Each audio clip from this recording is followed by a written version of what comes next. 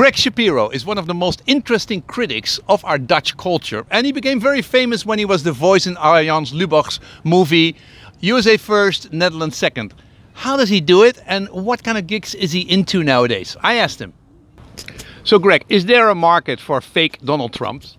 Oh, definitely. Since, you know, we are now on the 45th and possibly final president of the United States, everybody's interested. Yeah. So what happened after that movie, which has been viewed how many times? Oh, right. Someone told me about not just the YouTube views and not just the Facebook, but true views. Yeah. So I think it's more than 50 million. Yeah. So the nice amount of people have seen your. Well, I know you from Boom Chicago, and you had for years the show about Trump up the volume, the white Donald Trump kind of thing. Yeah. And but what do you do in normal life? How do you make a living? Right. My passion has been writing, performing comedy, but also my own YouTube channel.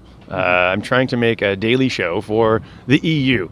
There's enough ridiculous news coming out of every European capital, and no one's ridiculing it, I think, on a comprehensive basis. I think you do a daily show about the EU? It's not daily. I'm taking a page from Arjan Lubach, who stole from John Oliver. You go weekly. Weekly is good. Okay. And by the way, my former colleague at Boom Chicago, Seth Meyers, really has found his voice with a closer look, his segment. So yeah, I'm letting him do the daily and about America. I'm really more focused with my YouTube channel on European. You know, when Trump visits the EU. Yeah. We get into that, but we also get into Brexit. We get into you know, who's the Trumpiest in Europe right now. So very few people make any money on Europe. I mean, and of course you don't do that with comedy. But how do you really make a living, Greg? Well, voiceovers have been in demand since the Trump voice. And honestly, yeah, I do a lot of voices. I've been criticized that my range is all over the place. You know, can you just do the movie guy voice, you know, or can you just do impressions or whatever? But yeah, I do a little bit of everything. So it's nice. You're also good with Clinton and with Bush. It doesn't matter which president comes along, you can do it all. And if as long as it's American, you're very happy with that. Yeah. So voiceover is one thing for advertising and for all kinds of events. Yeah.